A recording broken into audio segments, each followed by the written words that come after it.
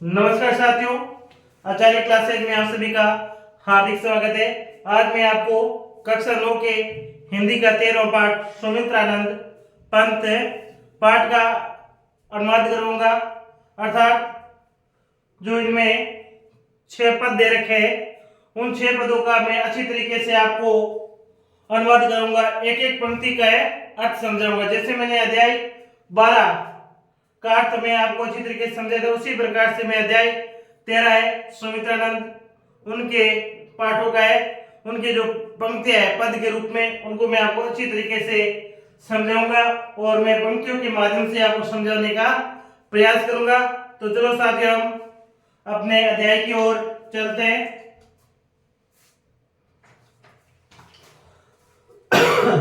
इसमें पहली पंक्ति है, फैली खेतों में, फैली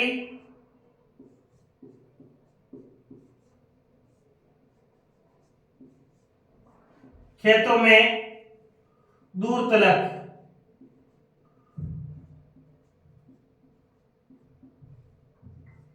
दूर तलक मखमल की कोमल हरियाली,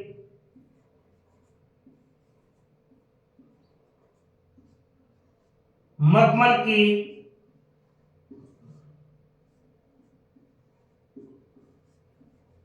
कोमल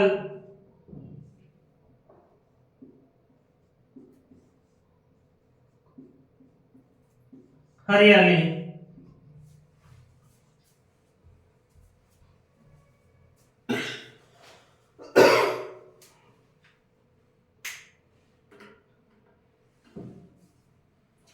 नमस्कार साथियों, अब इसमें कवि सुमित्रानंद है।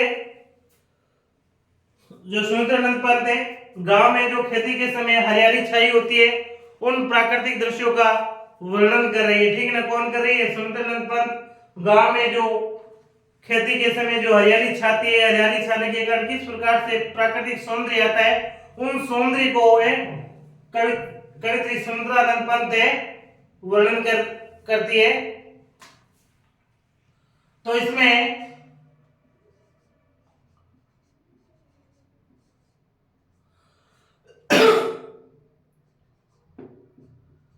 पंत जी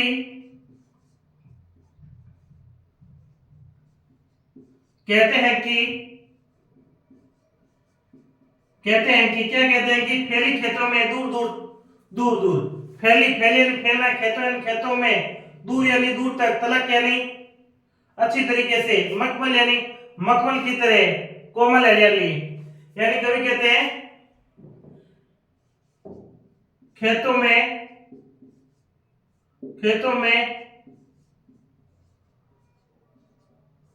दूर तक है मखमल की भांति, मखमल की भांति भांति कोमल कोमल हरियाली, हरियाली फैली हुई है।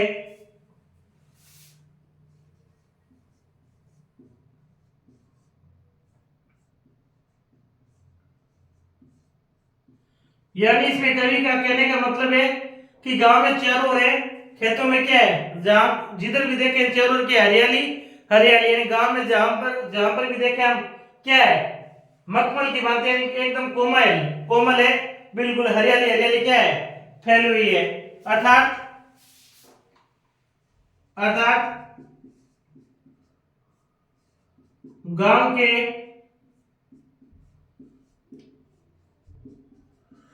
चारों ओर खेतों में हरियाली फैली हुई है, हरियाली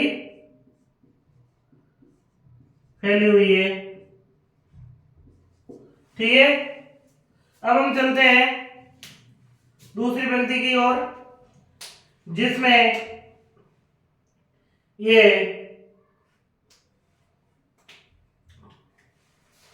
कवि आगे कहता है सुमित्रानंद, लिपटी जिसमें रवि की किरणें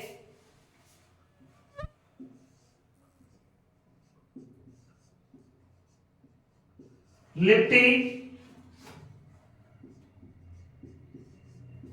जिसमें लिपटी जिसमें लिपटी जिसमें रवि की किरणें रवि की रवि की किरणें चांद की सी उजली चांद की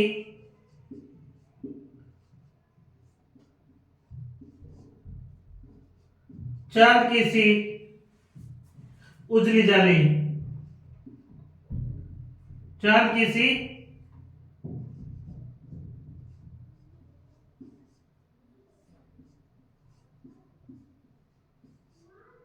उजली जाली।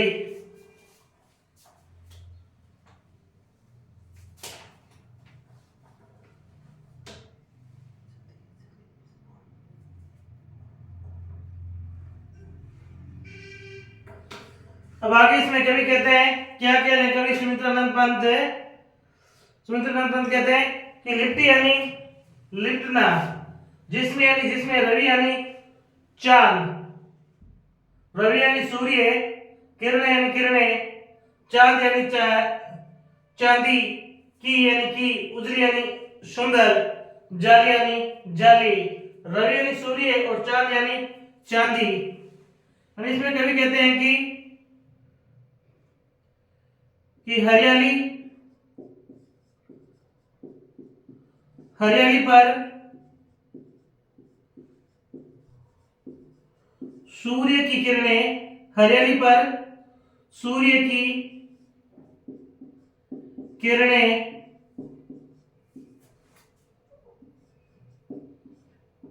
चांदी की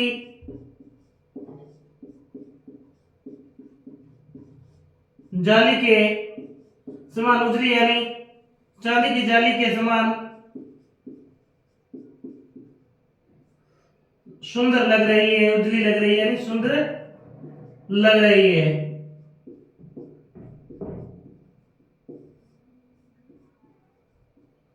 लग रही है लिपटी जिसमें रवि की किरणें यानी जिसमें हरियाली पर, जिसमें किसमें हरियाली पर, यानी बात कहां पर हो रही थी? हरियाली पर हो रही थी, यानी सूर्य की किरणें यानी हरियाली पर जब लगती है तो कितनी सुंदर लगती है, जितनी चांदी की है उजली जाली, यानी चांदी की एकदम साफ जाली होती है ना, उसी प्रकार है वो चांदी के ऊपर सूर्य की किरणें ना साफ चांदी की जाली के समान सुंदर लग रही है। क्या लग रही है? हरियाली के ऊपर सूर्य की किरणों मानो है चांदी की जाली लगी हो, इस प्रकार से हरियाली पर है सूर्य की किरणें अच्छी लग रही है। कौन कह रही है? सूर्य नंदन पंत जी कह रहे हैं। आगे तीसरी पंक्ति है, तिनकों के हरे हरे, तिनके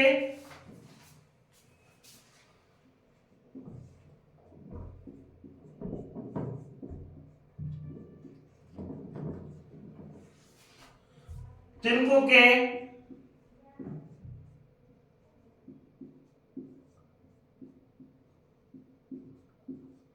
हरे हरे तन पर हिल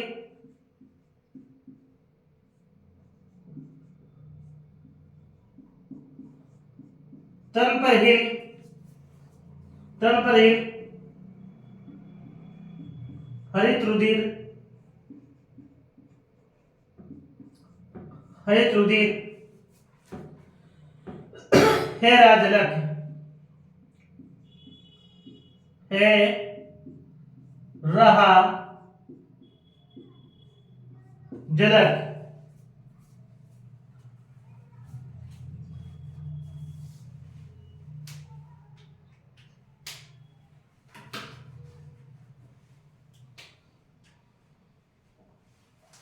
यानी तिनको यानी तिनके हरे हरे ने हरे तन यानी शरीर, शरीर कौन सी? अब तिनको का शरीर कौन सा होता है? जो जो उसकी हरी घास वगैरह होती है वही, भेल यानी रहे हैं, तो हरित यानी हरा, रुधिर रुधिर रायन झलका, यानी सूर्य की किरणें इस प्रकार से लग रही है जैसे उनके हरे घास पर है, जैसे हरे हरे घास पर हरा रंग का खून चमक रहा हो, उस प्रकार से क्या लग रही है, वो घास पर सूर्य की किरणें अच्छी लग रही है। कैसे? तिनकों के हरे हरे तन, यानी हरे हरे घास के ऊपर, हरे हरे घास के ऊपर हरित रुधिर, यानी जैसे सूर्य की किरणें कैसे लग रही है, मानो कि उसे हरे घास पर हरे रंग का खून बह रहा हो, हरे रंग का रक्त बह रहा हो, झलक यानी हरे घास पर हरे रंग का खून बह रहा हो, उस प्रकार से सूर्य की किरणें भी वैसे ही सुंदर लग रही है। कौन कह रहा है? पंडित जी कह रहे हैं। तो हम लिखेंगे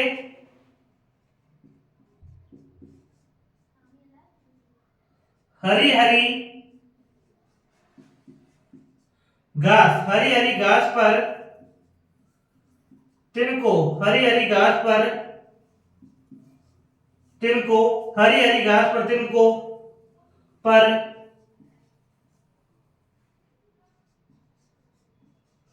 सूर्य की किरणें, सूर्य की किरणें, सूर्य की किरणें पड़ने से, सूर्य की किरणें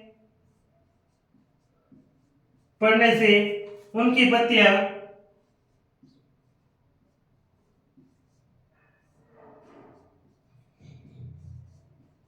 उनकी पत्तियां ऐसी चमक, ऐसी चमक रही है, ऐसी चमक रही है जैसे, जैसे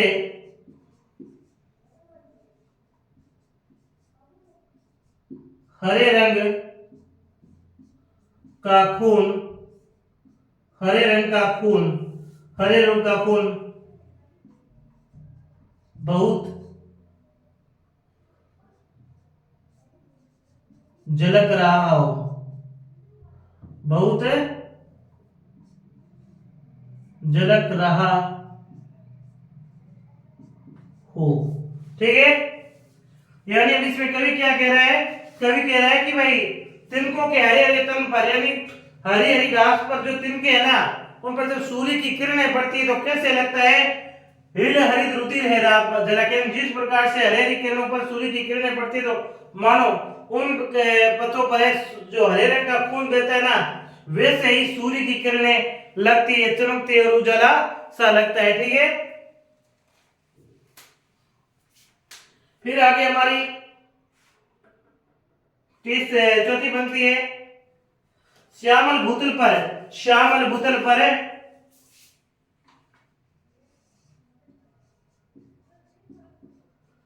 श्यामल भूतल पर, श्यामल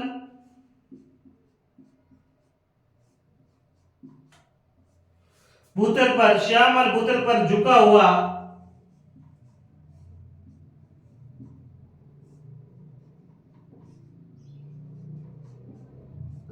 झुका हुआ नभ का चीर,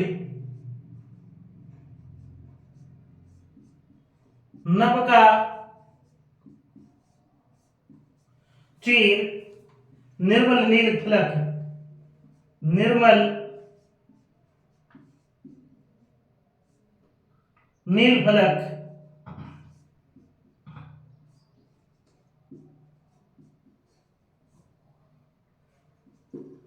निर्मल नील फलक, निर्मल नील फलक, निर्मल नील फलक, निर्मल नील फलक।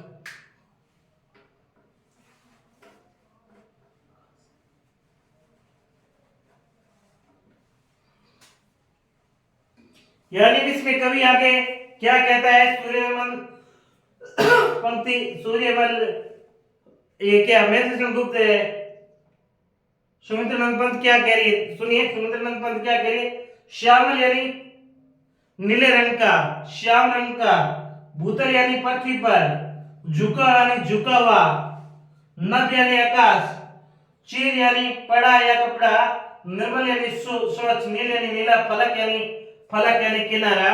तो इसमें कवि सुमित्रानंद पंत क्या कहती है? हरियाली से शोभामान,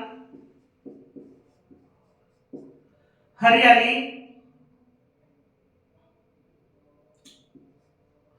हरियाली से शोभामान,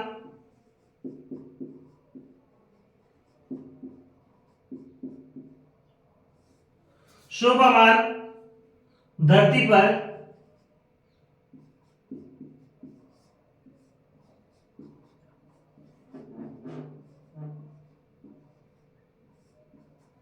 सुंदर, धरती पर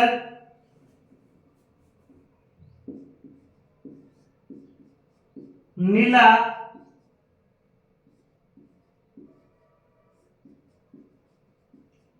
सुंदर आकाश, नीला सुंदर आकाश, एक फलक, एक फलक की तरह झुका हुआ है। क्या हुआ है? झुका हुआ है। यानी इसमें अब कवि सुमित्रानंद पंत है वो क्या कह रही है?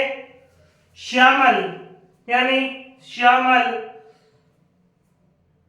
या शोभायमान भूतल यानी धरती या पृथ्वी पर यानी पर, झुका यानी झुका हुआ है, नभ यानी आकाश, चीर यानी वस्त्र या चीरता हुआ, निर्मल यानी स्वच्छ सुंदर, नील यानी नीला, फलक यानी फलक। तो इसमें कवि क्या कह रहा है कि हरियाली से शोभामान यानी जो हरियाली के कारण सुंदर है धरती, हरियाली के कारण सुंदर धरती पर एक नीला सुंदर आकाश है, हरियाली पर है सुंदर, हरियाली के कारण सुंदर धरती पर क्या है? सुंदर ही नीला आकाश मानो एक फलक की तरह क्या है? झुका हुआ है। यानी इस प्रकार से हरियाली से सुंदर लग रहा है, जिस प्रकार से सुंदर आकाश लगता है ना नीला, वैसे के वैसे हमारी धरती है सुंदर लग रही है हरियाली के कारण, मानो कि आकाश है अपने एक फलक यानी अपना एक किनारा है धरती की ओर झुकाया हुआ हो। यानी पृथ्वी पर आकाश कैसा कर रखा है? एक फलक यानी अपना एक किनारा धरती पर क्या कर रखा है? झुका रखा है। ऐसा सुंदर दृश्य प्रतीत हो रहा है। ठीक है ना? ठीक है साथियों, अब आगे बढ़ते हैं। लिखिए,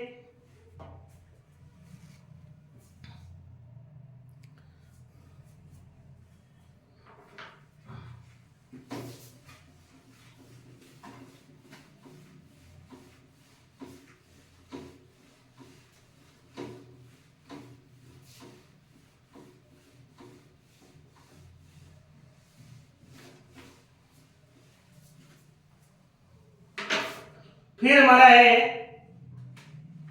पांचवी पंक्ति, रोमांचित सी लगती वसुधा,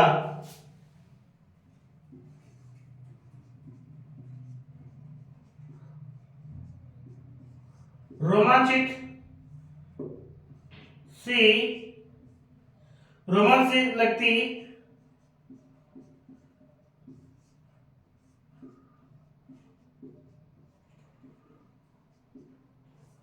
वसुधा, आई जो,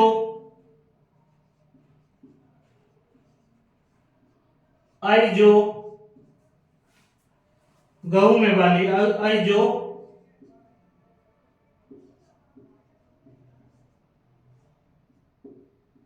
गेहूं में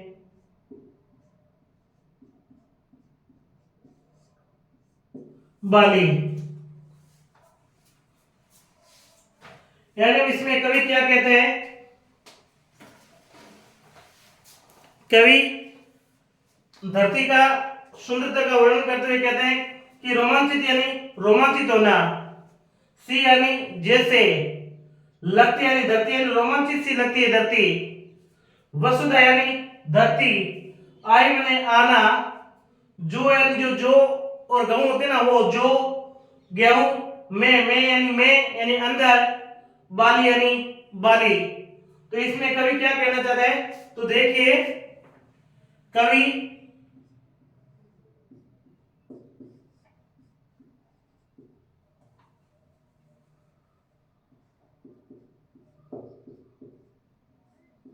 गांव की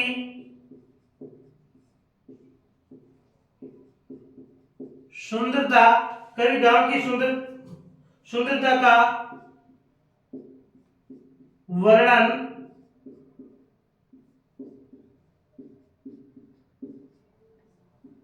करते हुए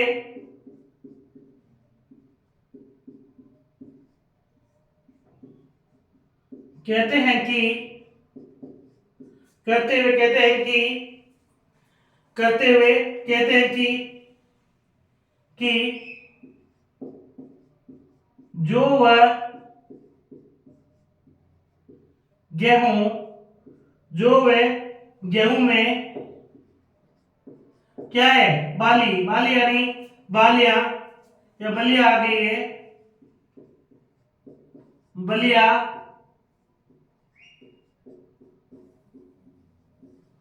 आ गई है, बलिया आ गई है, इन बलियों के कारण इन बलियों के कारण इन बलियों के कारण इन बलियों के कारण धरती मानो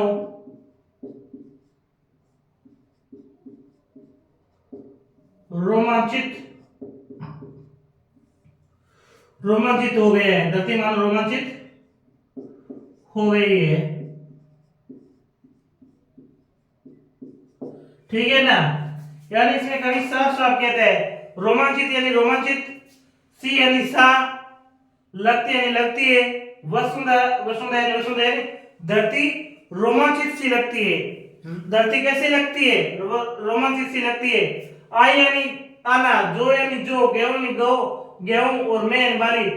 कवि कहते हैं, कवि गांव की सुंदरता का वर्णन करते हुए कहते हैं कि जैसे ही ना जो वह गांव के अंदर क्या आ जाती है, बलियां आ जाती है, उस जो वह गांव में बलियां आने के कारण मानो कि धरती में क्या आ गई है, रोमांच आ गया है, सुंदरता आ गई है। क्या आ गई धरती में, रोमांच व सुंदरता आ गई। उस प्रकार से हमारी धरती है ना सुंदर लग रही है, रोमांचित लग रही है, आकर्षित लग रही है। ठीक है साथियों, तो हम आगे बढ़ते हैं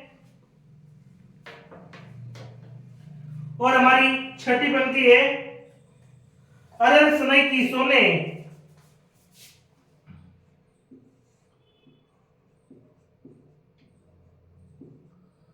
अरहर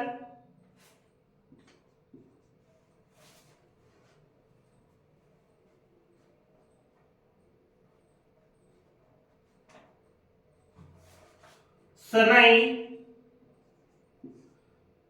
अरहर सनई की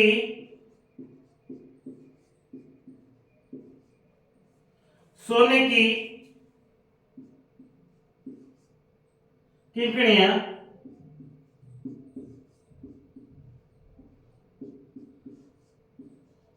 सोने की किंकणियां है शोभाशाली, है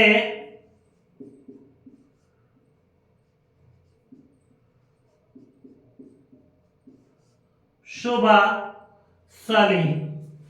तो इसमें अब क्या कहा जा रहा है,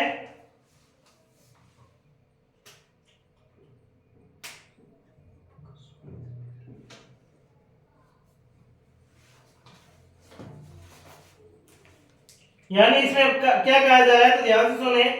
इसमें कहा जा रहा है अरर, अरर यानी अरर, सनई यानी सनई, की यानी की, सोने यानी सोने जैसी, किंकड़ी यानी पत्तियां, है में है, शोभाशाली यानी सुंदरता, शोभाशाली यानी सुंदरता। तो इसमें एक कवि कहता है खेतों में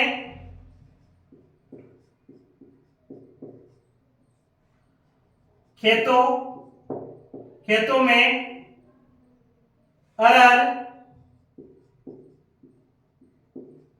खेतों में अरहर व सनई फलियां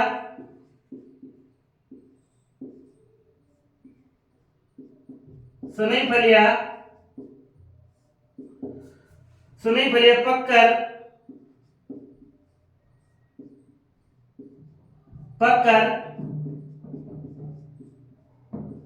सोने की तरह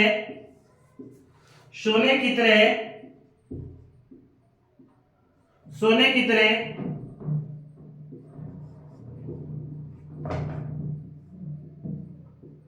पीली हो गई है। सोने की तरह क्या हो गई है? सोने की तरह पीली हो गई है। क्या हो गई है? पीली की पीली हो गई है, अर्थात अर्थात सुंदर लग रही है। क्या लग रही है? सुंदर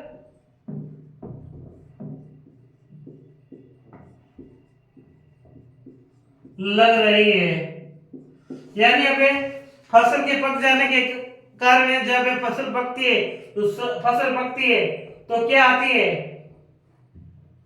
जब पत्तियां लगती है तो पत्तियां किस प्रकार से होती है? पीले पीले रंग की होती है, नहीं होती है? अरहर यानी अरहर, सनई यानी सनई, की यानी पत्तियां, कंकड़ी यानी पत्तियां, सोने यानी सोने यानी पीले रंग की, शोभाशाली यानी सुंदर। यानी कहा जा रहा है कि जब अरहर में इस सनई की पत्तियां पक जाती है, अरहर में सनई की फलियां, अरहर अरहर यानी अरहर, सनई यानी सनई, ये दोनों क्या फसल है? अरहर की दाल और सनई की दाल होती है। तो अरहर में सनई की पत्तियां यानी अरहर यानी अरहर, सनई यानी सनई, किकड़ी यानी पत्तियां जब क्या पक जाती है तो पकने पर कैसी लगती है? सोने जैसी यानी पीली लगती है। कैसी लगती है? पीली। और वो हमें क्या लगती है? अत्यंत ही सुंदर लगती है। वो धरती पर यानी वो पत्तियां कितनी लगती है? अत्यंत सुंदरता लगती है। हमारी पृथ्वी को क्या करती है? सौंदर्य का आकर्षण बना देती है। ठीक है,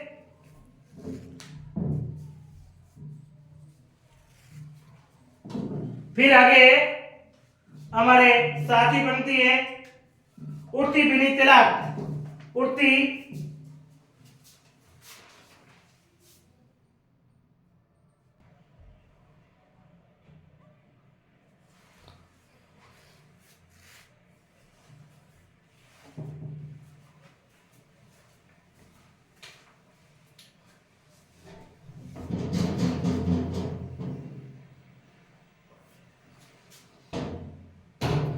आगे साथी पंक्ति, साथी पंक्ति हमारी, ठीक है ना? साथी पंक्ति है उड़ती बिनी तिलक। उड़ती बिनी तिलक, उड़ती बिनी तिलक, गंध फूली सरसों पीली पीली, फूली सरसों पीली पीली। यानी अब इसमें आगे क्या कहा गया है? बहुत ही गजब की बात है। इतनी सरल पंक्तियां, इतनी सरल पंक्तियां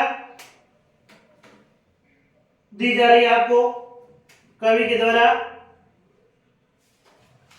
क्या यानी उड़ती यानी उड़ रही है यानी आ रही है, भीनी यानी भीनी भीनी, हल्की हल्की, तलाक यानी तलाक से युक्त, तेल से युक्त, फूली यानी फूलना, सरसों यानी जो सरसों है उनकी जब पत्तियां पक जाती है तो कैसे लगती है? पीली है। पीली यानी सरसों तो आपने देखी है ना, जब सरसों पक जाती है एकदम हरियाली यानी फूल लगते हैं। जब सरसों के फूल लगते हैं तो कैसे होते हैं? पीले रंग के होते हैं। और उस समय खेतों का दृश्य मानो कि बहुत ही सुंदर लगता है।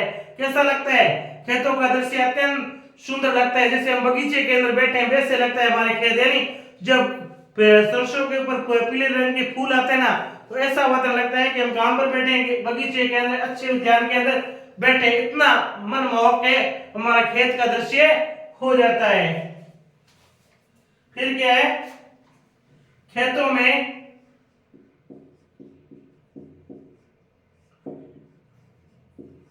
खेतों में सरसों पीली पीली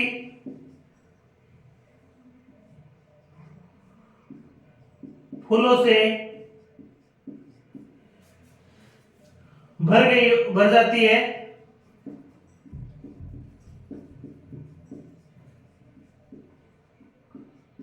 भर जाती है वे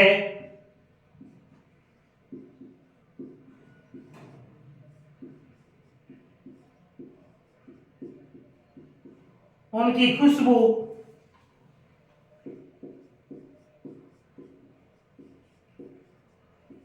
तेलीय वातावरण, तेलीय वातावरण में फैल रही है, तेलीय वातावरण में फैल रही है। ठीक है, समझ गए साथियों। उड़ती यानी उड़ रही है, आ रही है, भीनी यानी हल्की हल्की, तलक यानी तेलीय, गंध यानी खुशबू, फूल यानी फूल, सरसों यानी सरसों के पीले यानी पीले पीले यानी खेतों में जब सरसों के पीले पीले फूल खिलते हैं ना, और फूलों में क्या लगती है कि हल्की हल्की तेलों के माध्यम से क्या आती है, खुशबू आती है। तेल क्यों, सरसों का क्या बनता है, तेल तो बनता है ना। फिर हमारे आ रही है साथियों 8वीं पंक्ति, लो हरित धरा से,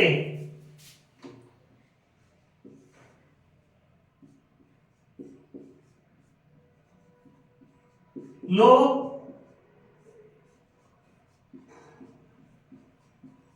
हरित धरा से झांक रही,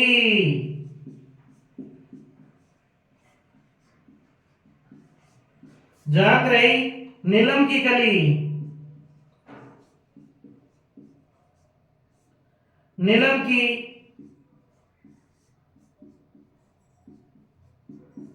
कली, तीसी नीली, तीसी नीली, तीसी नीली, नीली नीली, तीसी नीली।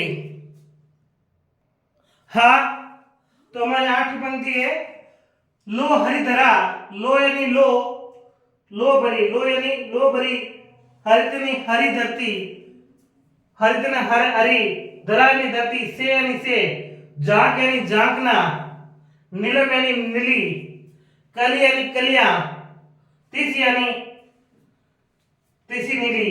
तो इसमें कवि कह रहा है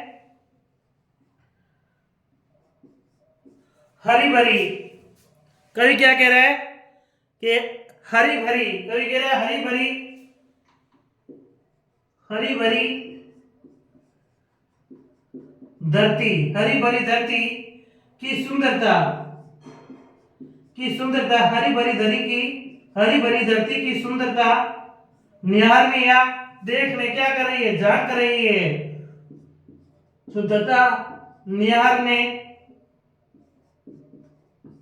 निहारने के लिए, निहारने के लिए, निहारने के लिए अलसी के नीचे, अलसी के नीचे, अलसी के नीचे फूल, फूल भी झांक रहे हैं, क्या कर रहे हैं, झांक रहे हैं, फूल झांक रहे हैं।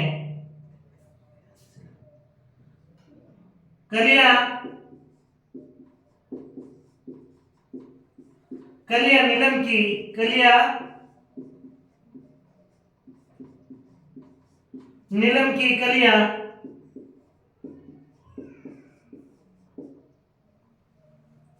कलियां जैसे लगने लगी, कलियां जैसे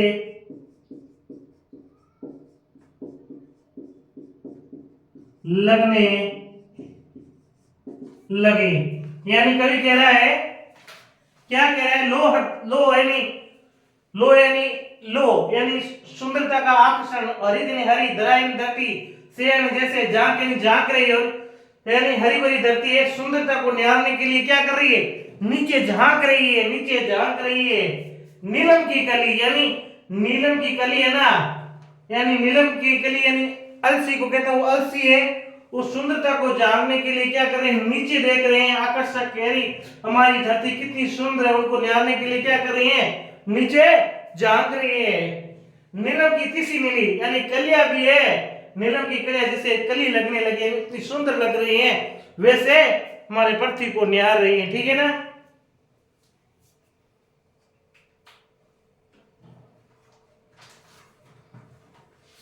और आगे हमारे अगली नेक्स्ट पंक्तियां, उनको भी एक एक पंक्ति को अच्छी तरीके से समझेंगे साथियों। अब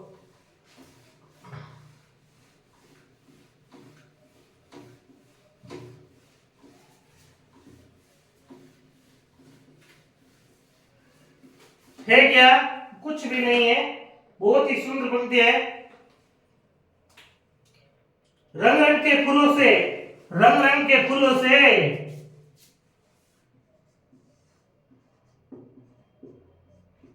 रंग रंग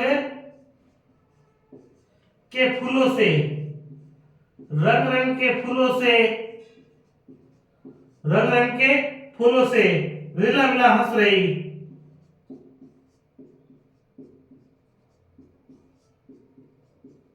रीला मिला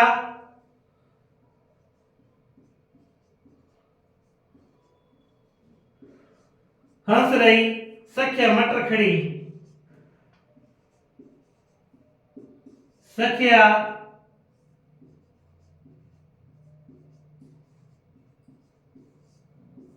मटर खड़ी, सखिया मटर खड़ी।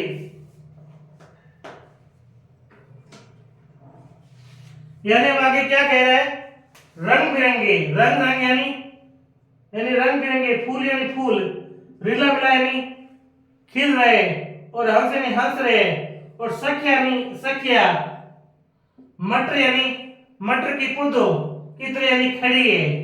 यानी हमारी संख्या है वो मटर के पौधे की तरह खड़ी है। कैसे खड़ी है, मटर का पौधा जैसे खड़ा होता है ना, वैसे हमारी संख्या खड़ी है मानो। तो इसमें कहा गया है अनेक, रंग रंग यानी अनेक,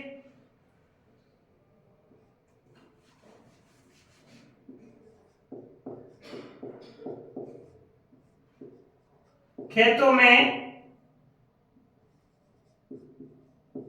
अनेक रंग बिरंगे, अनेक रंग बिरंगे क्या कर रहे हैं, अनेक रंग बिरंगे फूल खिले हुए हैं, फूल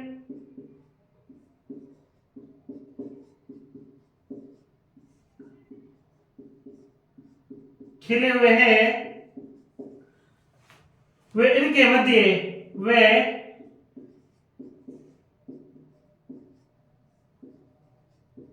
इनके मध्य, वे इनके मध्य मटर के पौधे के, मटर के पौधों पौधे, मटर के पौधे के समान, मटर के पौधे के समान सखिया, सखिया कौन, मटर का पौधा, मटर के पौधे के समान संख्या हंस रही है, हंस रही है। यही कहा गया ना, रंग रंग के फूल मिले हंस रही, यानी खेत में अनेक रंग बिरंगे फूल है, उन फूलों के मध्य हमारी संख्या यानी मटर की पौधे की भांति क्या कर रही है, हंस रही है, मटर के पौधे की भांति हंस रही है। आगे 10वीं पंक्ति, मखमली पेटियों से लटकी,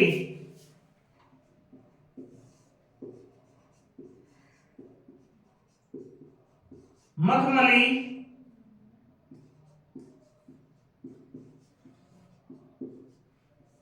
पेटियों से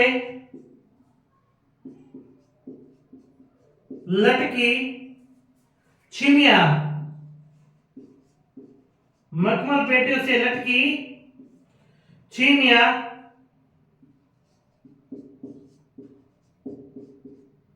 छिपाए बीज लड़ी,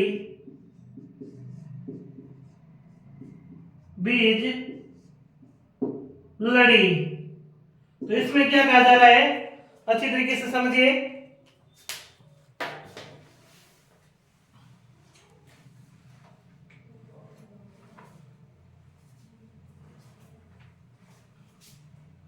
मानो मानो कोई सखी मानो कोई सखी सजी धजी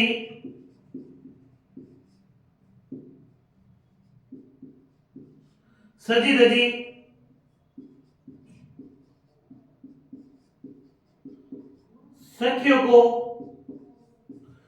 सखियों को देखकर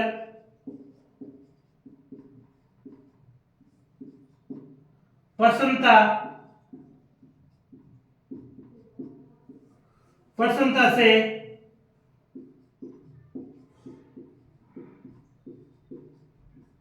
हंस रही हो। क्या कर रही हो? हंस रही हो। वे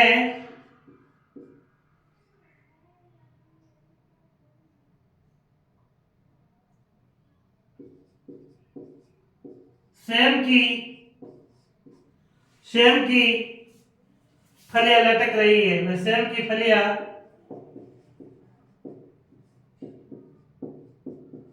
लटक रही हो। मखमली पेटियों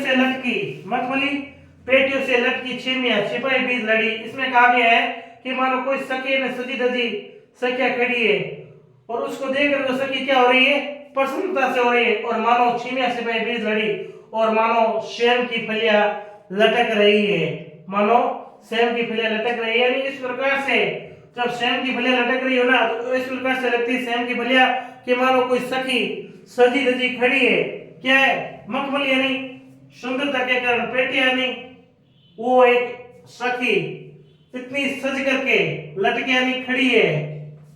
यानी जब है मानो कोई सखी सजी धजी सखियों को देख कर क्या होती है? पसंद होती है। ठीक उसी प्रकार से ना सेम की फलियां है लटक रही है। मानो उस सेम की फलियों को लटकती हुई देख करके कोई सखी इतनी सुंदर आकर्षित होती है, पसंद होती है। कौन? धरती माता को कहा जा रहा है। ठीक है ना साथियों? अब आगे बढ़ते हैं हम नेक्स्ट 11वीं पंक्ति को लेकर के।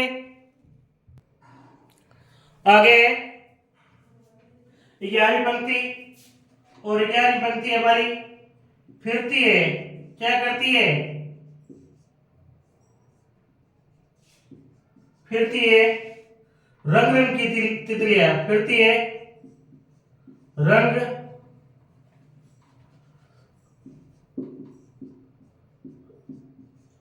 रंग की फिरती है रंग रंग की तितली।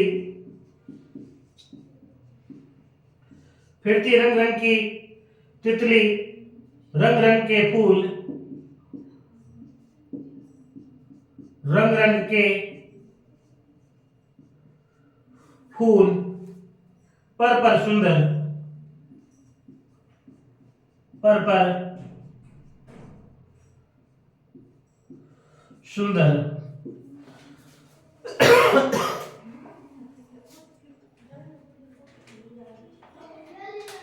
वाले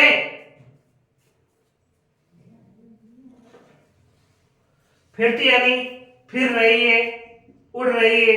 रंग यानी रंग रंग की तितली यानी अलग अलग की तितलियां, रंग रंग के फूल पर यानी सुंदर, यानी रंग बिरंगे फूलों पर रंग बिरंगी तितलियां उड़ रही है। तो इसमें कवि कहता है कि रंग बिरंगे बिरंगे फूलों पर, रंग बिरंगे फूलों पर रंग बिरंगी तितलियां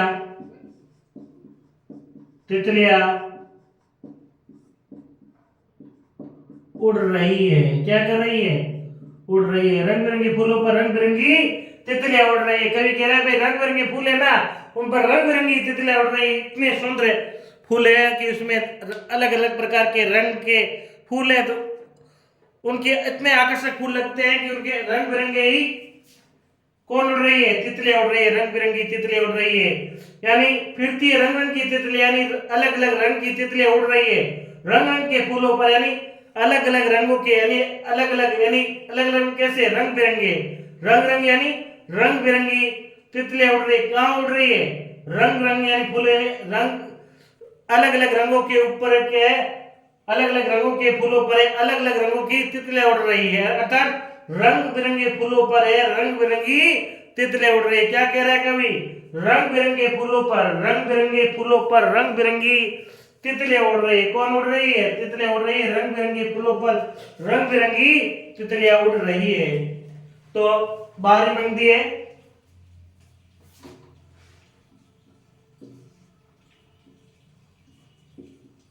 फूल फिरते फूल फिरते फूल श्रम, फूल फिरते हैं फूल श्रम, उड़ उड़ वृंतों से,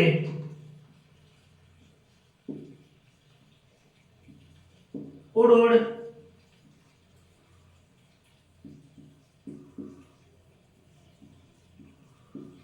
वृंतों से वृंतों पर वृंतों पर।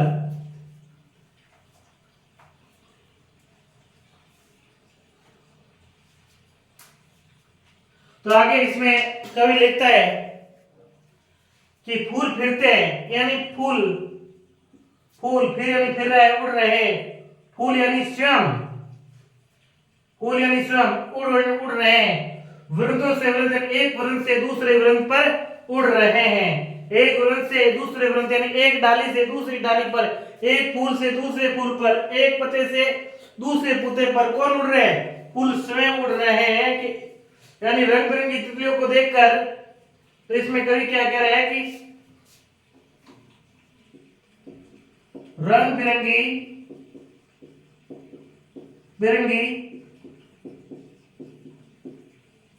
तितलियों को फूल देखकर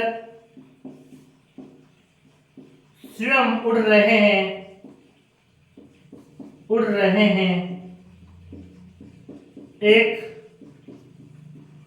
वृंत से दूसरे दूसरे वृंत पर। ठीक है ना? यानी अब कवि कह रहा है कि भाई फूल है ना स्वयं उड़ रहे हैं, रंग बिरंगे रंग बिरंगे फूलों के फूल रंग बिरंगी तितलियों को देखकर ना रंग बिरंगे फूल है शो में, एक डाली से दूसरी डाली, एक पत्ते से दूसरे पत्ते और एक फूल से दूसरे फूल पर है, ये रंग बिरंगे फूल है शो रंग बिरंगी तितलियों को देखकर क्या कर रहे हैं? उड़ रहे हैं। तो साथियों मैंने इस प्रकार से आपको है 12 पंक्तियां अच्छी तरीके से समझाई और मैं आशा कर रहा हूं कि मेरे जितने भी विद्यार्थी देख रहे हैं 9th क्लास के स्टूडेंट, वैसे बहुत ही ये 9th क्लास के स्टूडेंट है, बहुत ही कोमल हृदय के होते हैं, बहुत ही सुंदर ये बच्चे होते हैं क्योंकि इनकी इतनी भावना आकर्षक होती है कि जो भी इनको समझाया जाता है ना ये बच्चे तुरंत समझ लेते हैं, इतने इंटेलिजेंट में होशियार बच्चे 9th क्लास के होते हैं। और ये मेरा मानना है कि 9th क्लास 100 क्लास होती है जहां पर इन बच्चों की बुद्धि आकस्मिक वृद्धि करती है, इनमें पढ़ाई के रूप में इतनी सौंदर्यता आ जाती है कि जितना इनको बताया जाए उतने ये बच्चे स्वयं पढ़ते हैं और इनके अंदर इतनी लगन होती है पढ़ने की, अपने लक्ष्य को है बहुत ही बेहतरीन तरीके से हासिल करते हैं। इसी प्रकार मैं आशा रखता हूं कि मेरे विद्यार्थी जितने मैंने 12 इन पंक्तियों को समझाया है अच्छी तरीके से आपको आती होगी। तब तक के लिए साथियों नमस्कार।